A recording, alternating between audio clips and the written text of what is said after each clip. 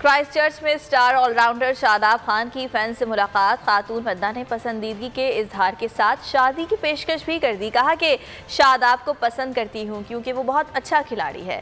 मैंने इससे बात करते हुए अपनी मोहब्बत का बरमला इजहार किया, साथ ही शादी की पेशकश भी की, लेकिन वो बहुत शर्मीला है। Shadab, because he's a really good player. I love him so much. I told him I love him and to marry me. He just didn't say anything. He's so shy, but I'm not shy. I don't know. She's such a big fan of you. She only comes to the cricket games to see you. I don't know.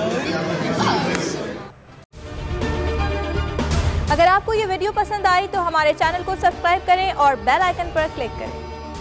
मैं इमरान खान हूँ, आप bold news देख रहे हैं। सबसे बड़ा channel बोल, सबसे बड़े एंकर इमरान रियाज खान के प्रोग्राम इमरान खान बोल के साथ ने रेटिंग के तमाम रिकॉर्ड तोड़ दिए। 56% नाज़रीन ने बोल न्यूज को देखा। सोशल मीडिया पर भी सबने ज्यादा देखा।